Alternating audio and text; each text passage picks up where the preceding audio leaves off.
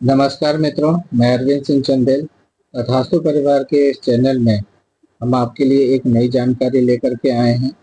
उम्मीद करता हूं कि दिवाली का जो पर्व है वो आप लोगों ने हर्षोल्लास के साथ में मनाया होगा एवं आपके घर और परिवार में शुभ एवं मंगल बनी रहे, इस बात की कामना करता हूं। तो प्रस्तुत वीडियो में हम जानकारी को आगे बढ़ाते हैं और आज हम इस बात की जानकारी को लेके आए हैं कि अगर हमने अपनी किसी भी समस्या के समाधान के लिए अगर अलग-अलग विशेषज्ञों से, किसी एक विशेषज्ञ से अगर हमने बात की है और उसके निमित्त किसी भी समस्या का समाधान नहीं हुआ है, तो हमें क्या करना चाहिए?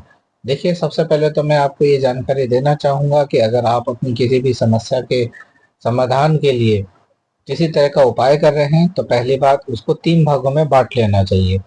पहला उपाय का पहला जो पार्ट होगा, भाग होगा, उसमें आपको किसी भी प्रकार का पूजा पाठ, व्रत, उपवास और जाप, इन सारी चीज़ों को शामिल करना चाहिए। इन सब के अलावा अगर दूसरा भाग पे अगर हम बात करें, तो दूसरा उपाय ये हो सकता है, दूसरे भाग का उपाय ये हो सकता है कि हम किसी भी प्रकार का कोई दान है, उसको नियमित रूप से करें। अब दान में आप कुछ भी कर सकते हैं, वो ग्रहों से संबंधित वो उपाय हो सकते हैं, अलग-अलग ग्रहों के हिसाब से अलग-अलग प्रकार के दान हो सकते हैं। तो जब भी हम कभी किसी विशेषज्ञ से बात करेंगे, तो इसका उचित मार्गदर्शन हम ले सकते हैं। वैसे किसी भी प्रकार का जो दान है, वो कभी व्यर्थ जाता नहीं है। तीसरे भाग के बारे में अगर हम बात करें, तो उपाय का जो तीसरा भाग है, जिसके बारे में ये विशेष तौर पे ये वीडियो बनाया गया है, वो ये है कि हमें तीसरे भाग में हमें वृक्षों का रोपण करना चाहिए। किस प्रकार से कर सकते हैं हम इसको? या तो अगर हमें किसी विशेषज्ञ ने बताया है कि किसी प्रकार का कोई नक्षत्र का या किसी ग्रह के कारण हमें किसी प्रकार की समस्या आ रही है या किसी योग के कारण हमें किसी प्रकार की समस्या आ रही है, तो कोई भी विशेषज्ञ वो बहुत ही आसानी से बता देते हैं। अगर अगर आप पूछेंगे कि इस उपाय में अगर मुझे अगर वृक्षारोपण करना है तो कौन सा वृक्ष, तो वो देख के बता देते हैं। लेकिन अगर जो मेरे अनुभव में आया है, वो सबसे पहले तो ये आएगी कि प्रत्येक व्यक्ति को अपने जीवन में एक पीपल का पौधा अवश्य लगाना चाहिए और इस प्रकार से लगाना चाहिए कि वो फलित हो, बड़ा हो और पूरा भरपूर एकदम वृक्ष के रूप में वो विकसित हो जाए। शास्त्रों में एक नियम बताया गया है कि अगर हम 100 तालाब अगर खुदवाते हैं, तो उसका जो पुण्यफल है वो एक कुआं खुदवाने के बराबर होता है। और ठीक इसी प्रकार से जो 100 कुएं अगर खुदवाए जाएं, तो उसका जो पुण्यफल है वो एक बावड़ी खुदवाने के बराबर होता है। यानी कि अगर आप एक बावड़ी खुदवा देते हैं तो उसका उतना ही पुण्य आपको मिलेगा जितना 100 कुएं खुदवाने या बनवाने का पुण्यफल मिलता है। आगे ही ये बताया गया है कि इसी प्रकार से 100 बावड़ी खुदवाने का जो पुण्यफल होता है, वो पीपल का एक वृक्ष लगाने के बाद वो पूरा जब विकसित हो जाता है, इस प्रकार से पूरा विकसित हो जाने पर उसका जो पुण्य फल है वो 100 बावड़ी बनवाने और खुदवाने के बराबर उसका मिलता है। तो ये जो पीपल का वृक्ष है, अब आप खुद सोच लीजिए कि एक पीपल का वृक्ष अगर हम लगाते हैं, तो उससे हम कितना पुण्य फल अर्जित कर सकते हैं।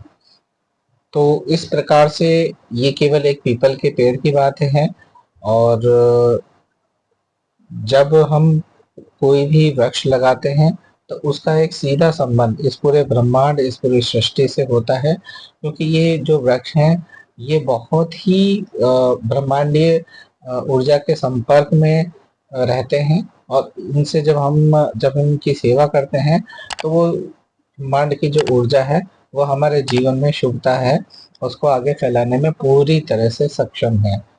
तो इस प्रकार से यदि हमने पीपल की बात की है, आगे अगर हम देखा जाए तो कम से कम 5 जो वृक्ष हैं, वो किसी भी व्यक्ति के घनघोर अगर दरिद्रता आ रही है या किसी भी प्रकार का कोई ऐसा संकट है कि वो पूजा से, व्रत से, जाप से, तप से, दान से, पुण्य करने से किसी भी प्रकार से अगर नहीं मिट रहा है और वो कई जगह जा करके प्रार्थनाएं कर चुका है, और हर तरह से जब थक चुका है तो उसको अपने जीवन में एक संकल्प जरूर उठा लेना चाहिए कि मुझे अपने जीवन में कम से कम ये 5 पौधे लगा करके उनकी ऐसी सेवा करनी है कि जब वो पूरे विकसित हो जाएं तो तब तक उसका पूरा ध्यान रखना है।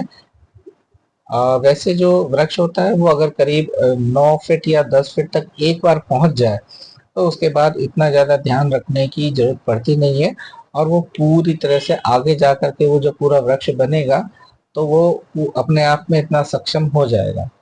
तो अब हम गिनती करते हैं कौन कौन से वृक्ष हैं।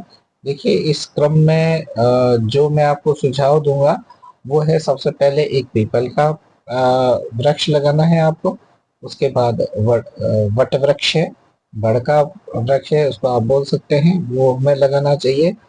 बेलपत्र का, कोई भी एक रसदार फल का, इसमें नींबू हो सकता है, संतरा हो सकता है, किन्नू हो सकता है।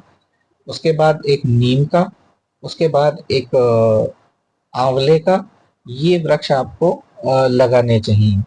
और इन वृक्ष को लगाना ही पर्याप्त नहीं है, इसकी आपको बड़े ध्यान से उनकी सेवा करनी है, समय समय पर पानी, खाद, और कोई जीव है इसको खाए नहीं, इसका पूरा आप ध्यान रखेंगे बाड़ लगा करके।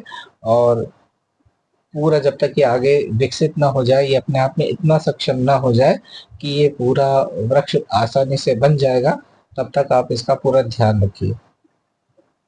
और जब आप खुद भी आप नोट करना कि जब कोई वृक्ष अगर आप लगा देंगे ना तो आप खुद भी उससे इस तरह से जुड़ जाएंगे कि कभी आते जाते आपका अपने आप ध्यान आएगा कि देखो मेरा जो वृक्ष है वो कितना बड़ा हुआ है, कैसा है। बस आपकी अपने आप उसका संबंध, आपका अपने आप उससे जो कनेक्टिविटी होती है ना वो अपने आप बन जाएगी। और जब वो बन जाएगी ना तो आपके जो सारे काम हैं वो भी आगे ऐसे बनेंगे कि आपको खुद को आश्चर्य होगा और ऐसा लगेगा कुछ दिनों के बाद में कि मेरे जीवन में कोई चमत्कार हो गया है, जादू हो गया है।